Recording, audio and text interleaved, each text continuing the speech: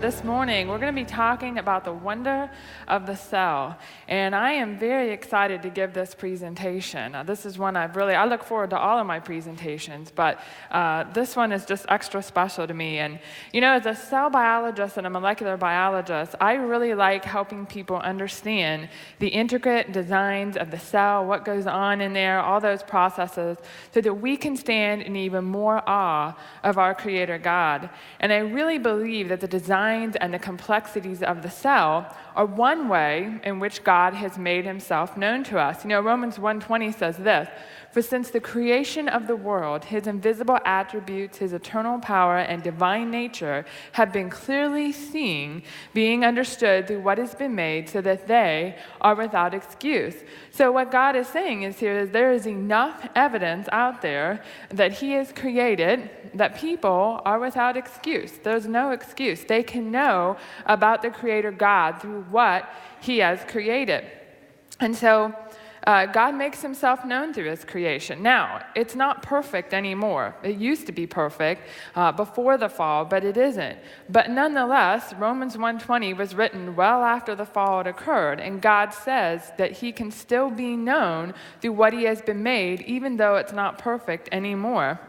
And we know more about God's creation today than we have ever known before. I mean, think about how much our knowledge has expanded in the sciences since the Bible was written. I mean, we've gained so much knowledge in that area.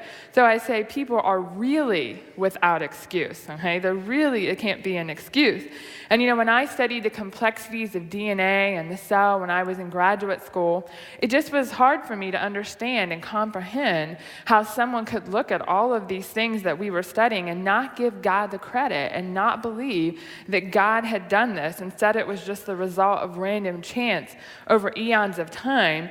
And I guess that just goes to show you that the evidence, it's really not about that. It's about our starting points. It's about the interpretation of that evidence in light of our worldview. And we've talked about that a lot, and we're going to continue to do so because that helps us realize that. But I do think that the cell is a perfect example of how God sometimes makes himself known through something very, very small. And I think a passage that illustrates this well is found in 1 Kings. And this is God talking to Elijah here. He says, "Then he said, 'Go out and stand on the mountain before the Lord.' And behold, the Lord passed by, and a great and strong wind tore into the mountains and broke the rocks in pieces before the Lord. But the Lord was not in the wind. And after the wind, an earthquake, and after the earthquake, a fire, but the Lord was not in the fire. And after the fire, a still small voice." Elijah probably expected God to be in all of those other things, and we would have expected the same, but he wasn't. He was the still small voice. And just as God made himself known to Elijah through that still small voice, in the same way, I believe that cells are kind of like the still small voice of God today. And what are they saying? Now, we all know cells can't talk, okay? But what are they saying to us? They're saying God is the creator. God is the designer. I mean, look at all these complexities and all these things that he has done. He's making himself known to us. We live in a very scientific age, and so I think this is one way, again, that we can understand more about God and know more about him.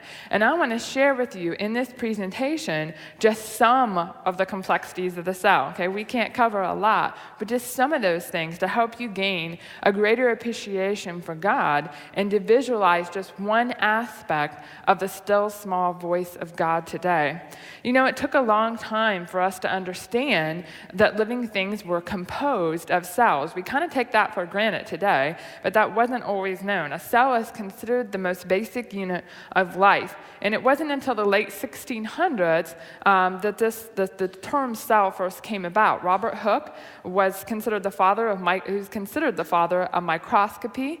He developed his very own microscope and was the first one to coin the term cell when he looked at some cork, which is like the outer outer bark of a tree. He looked at that and saw these little individual units, and he called them cells. And a contemporary of his, Leeuwenhoek, who lived also in the late 1600s, he also liked to look at things under a microscope, and he had his own version of that. He's considered, though, the father of microbiology. So he liked to look at bacteria. Now, he didn't know what they were. Okay? He used to actually scrape out the stuff in between your teeth. Lovely. And that from other people as well. And he would look at it under his microscope, and he'd see these little things. And these are pictures that he drew of them. They were moving around. They had different shapes, but he really didn't know what they were. He called them animalcules, little animals. Right? But what they was really looking at was all the bacteria that are currently in our mouth right now. And but even though they could see the bacteria and see the cells, they really didn't know what was going on inside. All they could really see is the outside. They really couldn't see the inside. They used to call them lumps of protoplasm, right? Goo, right? Lumps of goo. They didn't know all the amazing things that were happening inside. But with the modern microscopes that we have today, we can see a lot of what is going on inside the cells. This is just a picture of one of these types of microscopes that we use. As you can see, it's really developed. This microscope helps you do several different kinds, like phase contrast, fluorescence, things that light up when you look at them. There's different kinds. We've got giant electron microscopes that help us see down almost to the atomic level some of these structures that we have out there. And we'll show you some amazing pictures that we can get today. They're far-fetched from Leeuwenhoek's little animalcules there. This is a hemlock leaf, so we're actually looking at the inside there, seeing some of the chloroplast and other cellular structures. This is a flea. If you have animals, you really love these guys. So that kind of up close and personal. And then we have a butterfly wing made up of lots of different scales. Again, that you don't see when you look at a butterfly, but that's what's actually there. We have these radiolarians. These are small microscopic creatures that are in the ocean, and they have some pretty amazing structural elements to them. This is the cerebral cortex, your brain. This is a fluorescence image, so they've labeled different things inside the cell, and it's fluorescing, and so you can catch a picture of that under a microscope. And then my personal favorite, the dust mite.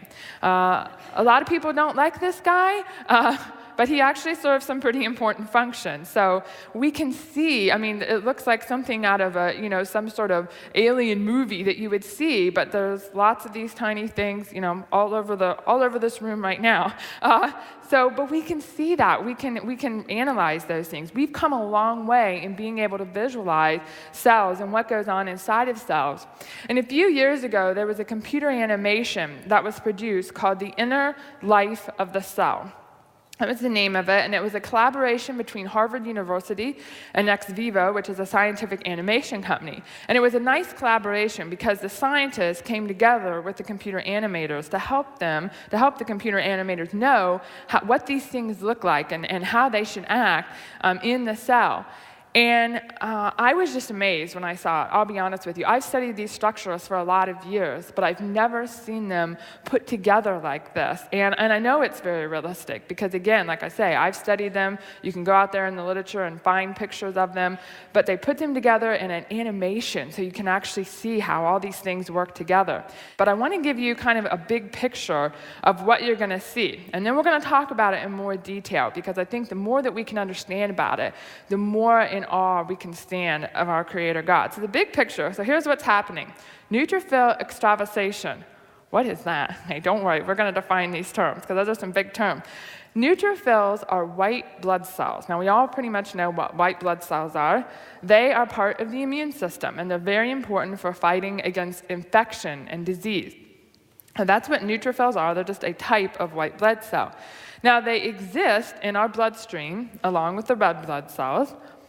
But in order for them to be really helpful to us, they have to leave the bloodstream. We don't want them to stay in the blood. We want them to leave. If we cut our hand and we get bacteria there, we want those white blood cells to leave the blood vessels and go into the tissue to help us fight that infection from the bacteria. So the process of them leaving the bloodstream and entering the tissue is called extravasation. So it's just a fancy word, us scientists. We like to come up with these big, long names for things. But that's all it is. It's just a white blood cell leaving the bloodstream and going into the tissue. What we're going to do now is I'm going to show you clips from the longer video, as well as some clips from this one, and go through what exactly are you seeing? What's going on here? In a way that you can understand. Okay, we're not going to use a lot of jargon and big terms here, but just a way that you can understand, again, to help you appreciate the cell and the creator even more by elaborating on some of these details. So what we want to do now is go back to the big picture. Because as I said, the whole point is to get that white blood cell, that neutrophil, to extravasate, to leave the bloodstream. And there's two parts to that. One is the neutrophil has to bind tightly to what are called the endothelial cells, and those are the cells that line the walls of the blood vessel. So I'm going to show you a picture of that here. So there's the neutrophil, that's that white thing there, bluish white thing. Then we have the endothelial cells. So you're looking at kind of a cross-section through a blood vessel, and the endothelial cells line it, and you have the neutrophil there on the outside, and then you have the bacteria there in the tissue. So you want that neutrophil to leave the tissue at that point where the bacteria are, get in there, and do its job. So that's the first part. So the very first part, though, is the neutrophil has to stop. Okay, it's got to stop where that infection is, bind tightly, and then get into the tissue. So we got to bind first, and then, like I just said, you got to get in. The neutrophil has to get in. It has to change its shape. That was the very last part of the video you saw. You saw it just flatten out like that. It flattens out, and it goes in between the cells and enters the tissue. And that's kind of showing it halfway there. Eventually, will migrate all the way into the tissue and be able to destroy the bacteria. So first, we're going to focus on how the neutrophil bind very tightly to that endothelial cell. That's what most of that video focuses on that you just saw. The very last part talks about it leaving. So we're going to do that first. So here's another short animation of this. The white blood cells are the bluish white things there. Hopefully it starts. And they're rolling along. They're not rushing like the red blood cells. They're rolling.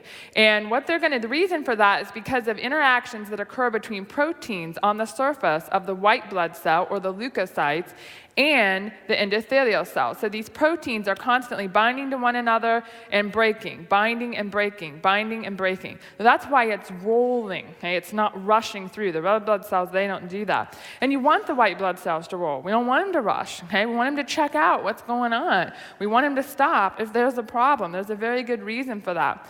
So here's just a snapshot, again, showing different proteins. The endothelial cell, its protein on the outside of the cell is called P-selectin, and then the neutrophil has a protein called PSGL1. And those aren't necessarily important for you to remember, but they're interacting with one another. They're forming and breaking, forming and breaking.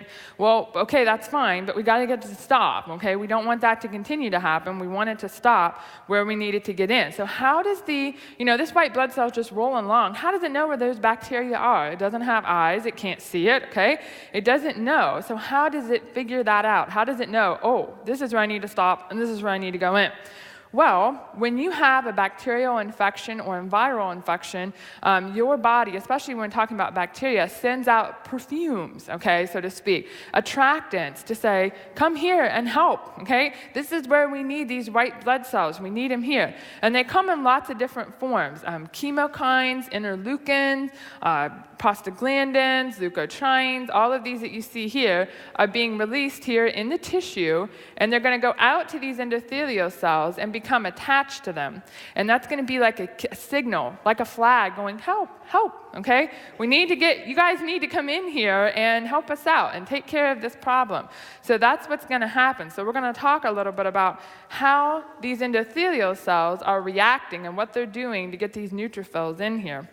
So the first thing that happens is, and this kind of makes sense, this is a pretty easy thing to do, because those perfumes are coming to those endothelial cells, it causes them to produce more of this P-selectin. Now, what happens when there's more of these here? That's going to slow it down, right? Because it's forming more interactions. As it's rolling, it's going to start going slower as it hits more of that P-selectin. As that's the key to tell that neutrophil, hey, this is an area that's got a problem up in here in the tissue. tissue, you need to slow down and check this out, so to speak, and check out what's going on here. Okay, but that's not enough. That just slows it down. We got to actually stop it. We've got to bind it, stop it, and get it in. So another step has to happen. And one of the things that these endothelial cells will do is put something on their surface called a chemokine, and that will interact with the receptor on the surface of the neutrophil. That's what you're seeing right here. So the chemokine on the surface of the endothelial cell binds to the receptor on the surface of the neutrophil. And that's what you see a snapshot of here. So the chemokine, again, it's a perfume that's being made by the tissues. It's being put out on the outside of the cell to say, like a flag, hey, come here. So it attaches to that receptor there. And what you're seeing here too, this blue and greenish stuff, that's the plasma membrane. That's a membrane that surrounds all our cells. It sort of holds all the goo together. All the stuff that's in there together. You got to have that. So that's what you're seeing there. And so if you would go down in here, this would be in the inside of the neutrophil. So that's what we're going to see next, because what happens when those two things bind is an amazing process now. Is going to be, it's like a signal, okay? It's going to make a change in that neutrophil so that it can bind even more tightly, because it's got it. This still isn't enough, okay? It's a multi-step process. Now imagine, if you will, though, this takes a matter of seconds. It will take me almost an hour to explain it, and I'm not even giving you all the details. Your body can do this in just a matter of a few seconds. So next we need to go inside the neutrophil to see what happens as a result of this. So that's what the camera is going to do here, basically, is take you inside. So here's the plasma membrane up here. So it's like you're inside looking up. And what we're going to see, it's going to show us the receptor here. It's floating in the membrane. So this is the outside and this is the inside. And what this is showing you here, what's this big glob that just appeared? Well, it's actually called a G protein. And that G protein is associated with the purple thing you just saw that kind of disappeared there. That's the receptor. So here's a still shot of that. And there's the receptor. This is a chemokine receptor. It's the one that's interacting with the chemokine, the perfume. And it's floating here in the plasma membrane. This is a cross-section of that. So it's like you cut it in half so you could see it. And this is the inside here. Now, it goes through the membrane 7 times. And there's a lot of these. And this diagram illustrates it really well. So I guess these scientists, I don't know, they needed a break from the lab. They needed some exercise. And they thought, hey, let's go out on the lawn and form a 7-transmembrane receptor. This is what people do. That's what, being in the lab for long periods of time, I guess, can do to you. But and they actually illustrated it quite nicely, okay? You've got 7 people here indicating it weaving in and out of the membrane 7 times. This yellow guy in the yellow here, he's the chemokine, okay? So he's bound to this receptor. And then what's going to happen has to do with this person down here. They're not going to illustrate this anymore. And I think they did a pretty good job. That person right here, okay, that part of the receptor actually is going to help interact with this G protein, okay? And this G protein is going to be really important because it becomes turned on. It's like turning on a switch. And it's like knocking over a domino, which knocks over the next domino, and the next domino, and the next domino, and the next domino, and so on and so forth. All because the receptor, this chemokine bound to the receptor, and it's like it flipped a switch. And these dominoes, which are really proteins, a whole series of proteins are going to be turned on inside the cell, one after the other, after the other, after the other. And why do you need to do this? Because you've got to get the message from the outside of the cell, okay, which is saying, hey, come here, come in here, we need you, to the inside of the cell. You've got to make changes in there. And in order to be able to do this, so that in order to get those to bind really, really tightly. So what does the G protein turn on? I said it turns on a protein, which turns on another protein. Well, it turns on a lot of things. Now, don't get freaked out, okay? We're not going to go through all of this in detail, but this is just to show you the amazing complexity of what's going on here. We have a chemokine. This is the receptor here that I just showed you, the one that goes through the membrane 7 times. You've got the chemokine bound to it. Then you've got the G protein right here on the inside of the cell. Now, that G protein, when it gets turned on, it turns on this, which turns on this, which turns on this, which turns on this, which turns on this. Okay, this is the short version here. And eventually, you're going to get a message here to the nucleus. That is the key. You must get a message to the nucleus. Why? Because that's where the DNA is. And that's where the information is to make the proteins that are going to change that neutrophil so it can bind to that endothelial cell. It's like where the key is, okay? Where the little secrets are. You got to get those out of there. You got to get that out of there so something can happen and a change can occur. You want, in this case, what we're wanting to happen is it to make specific, to basically release this information. We'll talk about how that's done here in a minute, so that proteins can be made that can be put on the outside of the cell here, on the surface of the cell, and interact with that endothelial cell to get it to bind really, really tightly. So now we're going to travel, okay, all the way from here, all the way down here to the nucleus, okay, to that nuclear membrane. The nucleus has a membrane too, to hold the DNA in, okay, to keep it safe and protect it there. So we're going to go to the very surface of it. We're not going to go inside the nucleus, but we're going to look at the surface of the nucleus. So that's what you see here, hopefully. And there's little pores or holes in the nucleus, and then something comes out. Right? It looks like string almost. And so let's talk about what that is. That is actually something called messenger RNA. Now, DNA is down here in the nucleus, okay, because the nucleus is down there, and that's where the DNA is. Now, as I said, all these proteins have been activated, and they've gotten a message to the nucleus. They've gotten a message to DNA. Say, hey, DNA, these are the proteins you need to. These are the proteins that need to be made. So make a copy of yourself, okay? Make a copy of these particular genes, because genes are what encode the protein. Make a copy of these genes and send it out. We got to get these things made. It's very much like a factory, you know? You're passing the information along, and things are being made as a result of that. So it says, okay, well, we've got to make these particular, this has the information to make those proteins on it. It's a copy. DNA stays where it's at, okay? You don't want it to leave. You want to keep it safe in there. There's a lot of dangerous things outside of the nucleus that could damage it. So you keep it there, and you just make a Xerox, more or less, and send it out. And so that's called messenger RNA because it has the message inside of it. Now, before we go on to actually seeing, okay, how does this messenger RNA or this mRNA made into a protein, because it won't do us any good in this case as RNA. We've got to make it into a protein so we can change, again, that interaction. I want to talk a little bit about the pores that are here, okay, these holes in the nuclear membrane. They're more than just a hole. They're the nuclear pore complex. They are an extremely complex structure. This isn't just some little, hole that you would punch in a membrane or in a balloon. They're extremely complex structures. They have a basket-like look, and they're made up of many, many, many different proteins, which is what it's showing here. They're very picky about what goes into the nucleus and what comes out of the nucleus, because you want to keep the DNA safe, and you only want the RNA to leave. You don't want DNA to leave. So they're very picky about that. So very, very complex structures there. So next, we're going to watch what happens to this RNA, because it has to be made into a protein. And so what's going to happen here, these green things are going to come into the picture, and this is the ribosome, or part of it. And here comes the other part. And they are going to read the message. Okay? They're going to make it into this yellow thing, which is the protein. They literally read it, and they do this very, very quickly. And so that's what you see here. So you have the mRNA, and you have the ribosome attached to it. Now, the ribosome is a machine. It reads the RNA in 3-letter words. That's all it reads. It can only read 3-letter words. And each of those 3-letter words stands for one amino acid. And amino acids are put together as that message is read. They keep growing and growing and growing, and eventually you get a protein out of that. That's what that little yellow thing was that floated away. Now, the ribosome, in and of itself, is a very complex machine. In fact, in human beings, it's made up of 82 different proteins. You got to have 82 different proteins to be able to take an RNA and make another protein.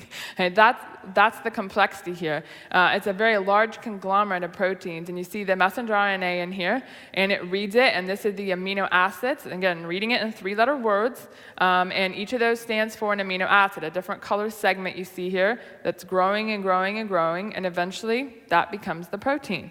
Now, once the protein is made, it has to go somewhere. So how does it know where to go? Because again, it's not just floating around. Don't have that idea of the inside of the cell. It's not just a bunch of goo, okay, with things floating around. It's very highly organized. So it has to go somewhere. And in this case, this particular protein that's made here, this blue one, attaches to a transporter protein, and it's transported to another organelle called the mitochondria. And I talked about that a little bit yesterday in my talk. Those are really the powerhouses of the cell where we get our energy made from. And so this just shows you a snapshot of that. Now, how does that transporter protein know that it should bind to this protein and that it should go to the mitochondria? I mean, how does it know that? Well, the protein, this blue thing right here, has specific sequences in it. Right? And so those amino acids come off. There's a specific sequence, and that specific sequence says, one of those says you must bind to the mitochondrial transport protein. And then you must go to the mitochondria. And it's even more complex than that, because once it gets to the mitochondria, get this, it has other sequences that tell it exactly where to go once it gets inside. It's very, very specific. It's just like, when you write a letter to someone, you put on there the street number, the street name, the city, the state, and the zip code, right? So make sure it gets to the right place.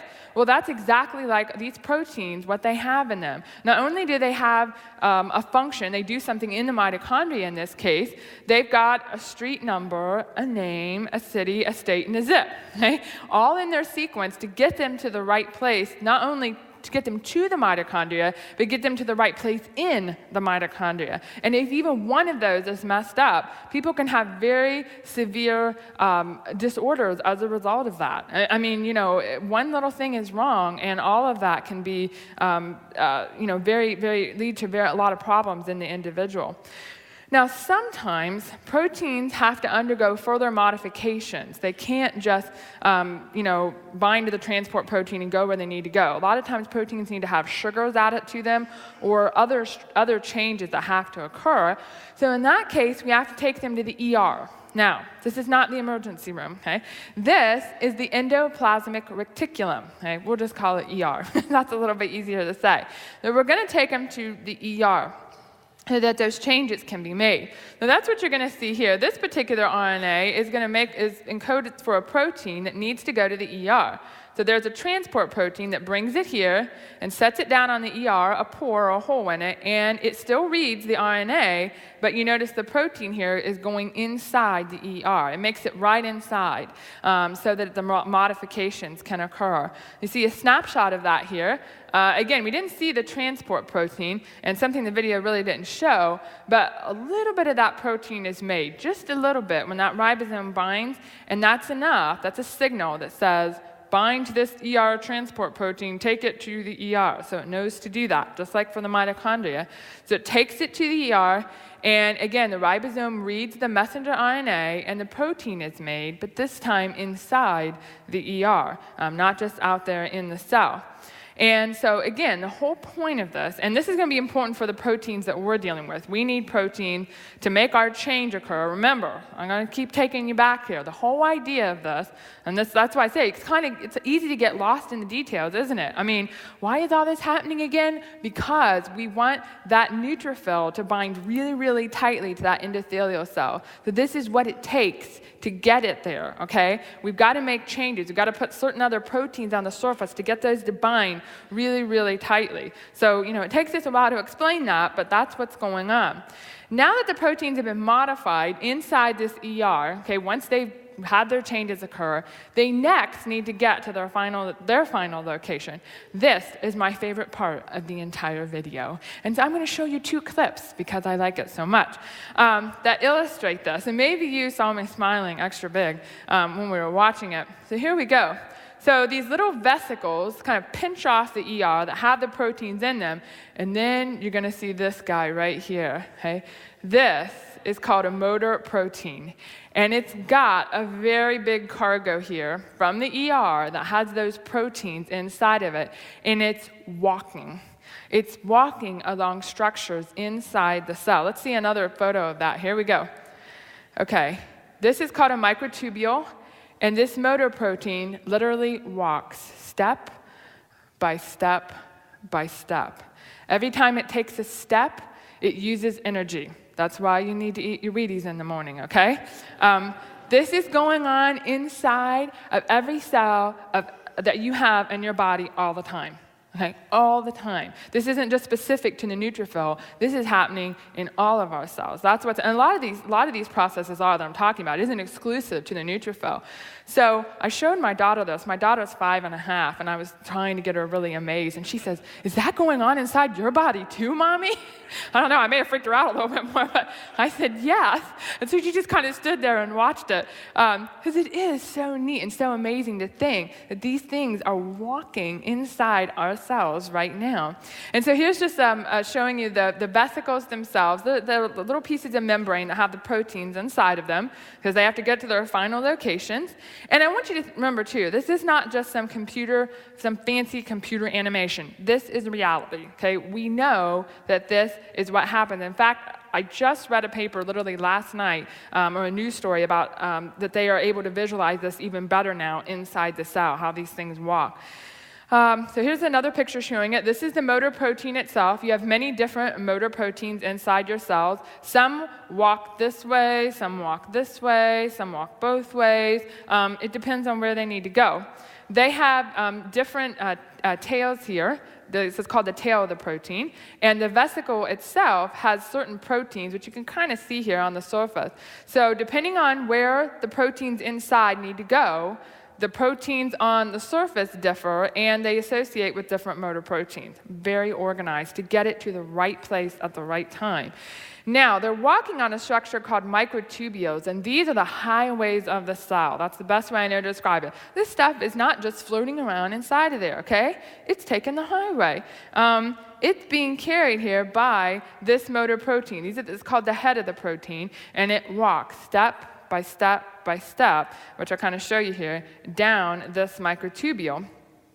Just like we would walk. When I see this, it reminds me of the videos, or pictures you see of women with those really huge things on their heads, and they walk just effortlessly, down the road, and you think, wow, how can they do that? Well, that's exactly kind of what's happening here. They're carrying these huge, huge cargoes, which are much larger than they are, down these microtubules to the place that they need to go. So where are the proteins that we're interested in inside of here, where are they going? Well, the ones that we're interested in are going to go to what we call the plasma membrane. Remember I said that's the membrane that surrounds the entire cell. And so they're going to go to that membrane. Because again, the whole point is to get a protein out there on the surface, stick it out there, it's going to make them bind really tightly to one another, that neutrophil and that endothelial cell. So here we're going to see the release of the proteins from the vesicle, boom, outside to the outside of the cell. Now, some of those proteins leave, and some of them stay in the membrane, which you can see there, and I'll show you some still shots of that. The vesicle, and this is kind of hard for me to explain, but the vesicle that was walking, that was attached and walking, it's come to the membrane and it fuses with it. It kind of melts, into it. And as it melts into it, the proteins that are inside get released. And the blue here are secreted proteins. They go somewhere else and do something else. We're not really interested in those right now. What we're interested in is these guys, these yellow ones. They stay in the membrane. They don't leave. They become part of that neutrophil membrane. The change that needs to occur to allow them to bind tightly to that endothelial cell. Now, again, all of these changes that have occurred, all that we just talked about, what did it do? It produced this protein that got on the membrane of the cell. And I'm just giving you the basic version. It's actually much, much more complex than this as to what happens. But this is the idea. This is the gist of it, to get that protein onto the membrane of the cell. So we're going to do a little bit of review in this next video because that's always helpful. Again, remember, the chemokine on the endothelial cell bound to the receptor on the neutrophil, and then we went inside the cell to see what happened. It turned on the receptor, which turned on the G protein, which got a message to the nucleus, and sent that out, made the proteins that then are released from the cell, but the ones we're interested in actually stay in the plasma membrane of the neutrophil, and that particular protein is called integrin, and that we're interested in, and they kind of cluster together all in one place. That's what you're seeing there, sort of come together. And so here's a snapshot of that. Again, this stuff up here, you might be thinking, what is this? It looks like it has an atmosphere to the cell.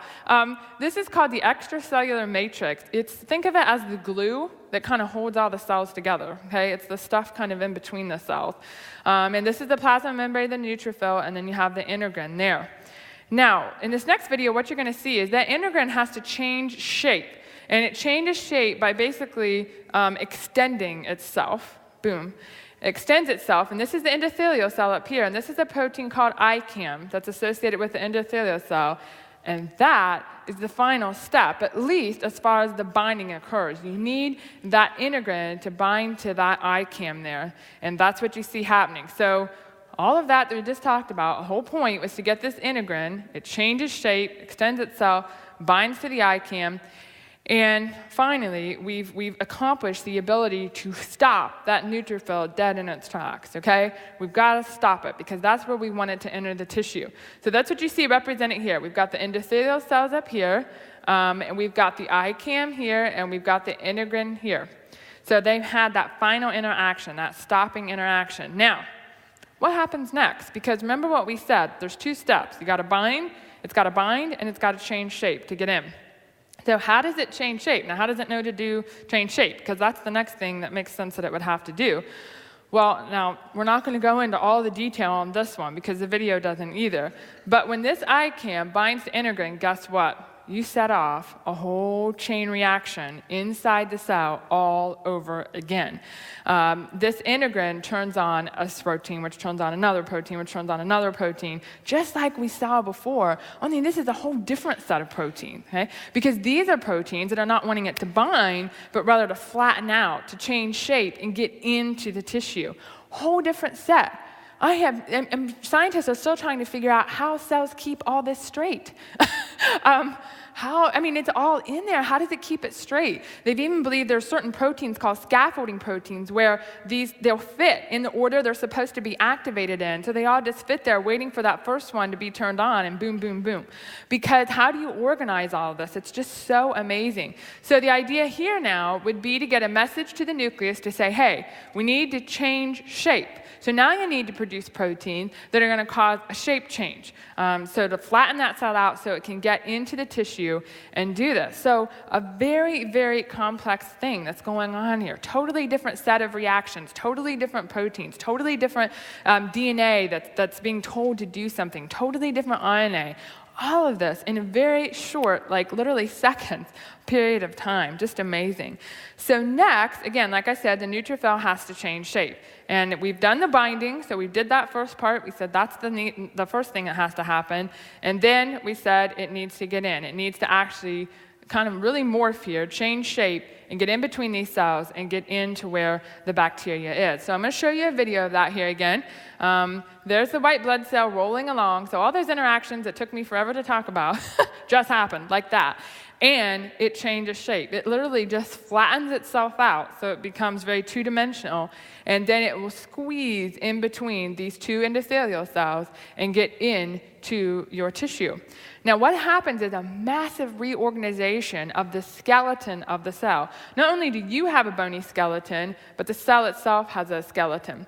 So this is showing you the inside of the cell here. I'm going to show you the skeleton. A lot of these proteins are considered part of the skeleton. This is actin. Actin is a very important part of the skeleton of the cell. It's the purple stuff that you see here. The green is other proteins that link those together. Now, we're not going to talk. The video goes into a little more detail, but we don't have time to talk about all of the skeletal elements here, but these are some of them. These are called spectrin here. They kind of look like spokes on a wheel, is how they describe it usually. And then you see the actin down here. It lies just beneath the surface of the plasma membrane.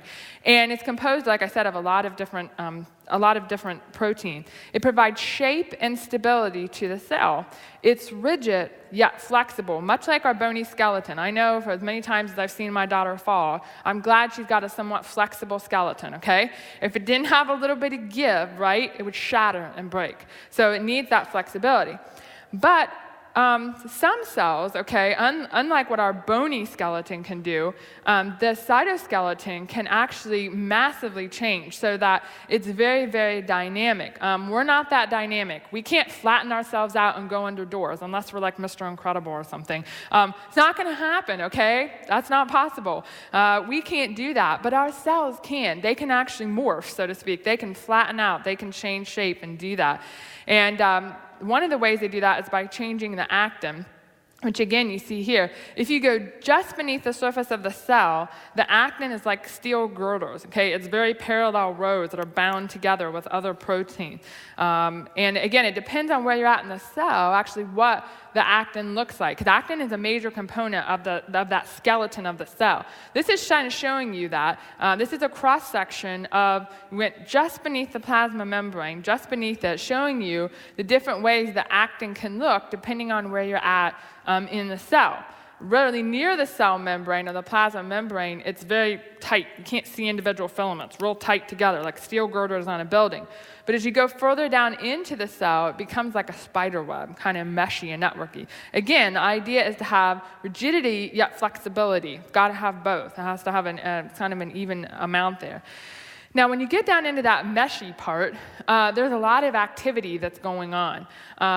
These actin filaments are constantly forming. This is a process we call polymerization, right? But we can just say forming. Forming, they come together, and unforming. They'll even depolymerize. Parts will fall off, and parts will form, and fall off, and form, depending on what the cell needs to do and when it needs to do it. And again, how does it know to do this? Because of that message that was sent to the DNA that's now produced proteins that says, hey, actin, you need to do this. This is how you need to change. We got to flatten out. We got to get in there. And so that's what's going on there. So this just shows you another close-up of the actin. And there's lots of other proteins that are associated with them. This is an actin binding protein here. And then these are little individual actin units that come together, like I said, to form the actin. It's very actively doing this. Now, the same is going to be true for microtubules in the cell. Now, we talked about microtubules earlier. They're the highways of the cell, okay, what that little motor protein walks down. They're an active part of the cytoskeleton, too. And we're going to see here kind of their activity. Now, when the units come together here, they actually form tubes. They're not filaments like actin is. They're actual tubes. And they polymerize as well. They come together or form. And then they can also depolymerize, which means they lose units. They come apart. They sort of look like something that's frayed, you know, like material that's fraying. That's what they actually call it fraying. That happens here. So it's falling apart. So that's constantly happening, too, to change the shape of this cell. That's the whole point. Remember, keep that in mind. We've got to make things different. So they're forming and then unforming. So now I'm going to show you some other still shots here of what happens. Okay, here's the endothelial cell. So it wants to squeeze between these two cells right here. So it forms what's called a leading edge. So again, that integrin-ICAM interaction occurred. It got a message to the nucleus to say, hey, actin, you need to change, okay? You need to start growing and pushing out. It's kind of like if you were on the inside of a balloon and you were pushing out on one part of it. That's what's happening here. That actin is building, building, building. As then it builds, it pushes out and forms what's called a lamellipodium, which is a fancy name for foot. Foot that forms here, and it pushes out and to start flattening out the cell. And that continues to happen on this end, and on the trailing edge, something is actively happening too. The microtubules are starting to break apart. They're starting to fray and get smaller so that the trailing edge can kind of catch up with that leading edge. So again, you saw that really well in the video, and I'll show that to you again, where it just flattens out. So you have a leading edge, and then the trailing edge is kind of trying to catch up to it there, and eventually, yay, we're inside the tissue, finally. As we go between these two endothelial cells, it will regain its three-dimensional structure. Again, there'll be other signals that tell it to, hey, that's over with. Now we need to go back to the way we looked before. So that's the process of extravasation, of getting the white blood cell in to the tissue. So again, here it goes, boom. Okay, so this is the leading edge here, and this is the trailing edge. So, and you'll see that better here. That's the foot-like structure that's formed, and the leading edge catches up, and it's just flat as a pancake. And it flits in between these two endothelial cells, and we're finally done. Right? We finally got all the way from, okay, this is what needs to happen, that message outside the cell to inside of the cell to back outside the cell again to make these changes occur so that our bodies can be kept safe from foreign invaders like bacteria and viruses.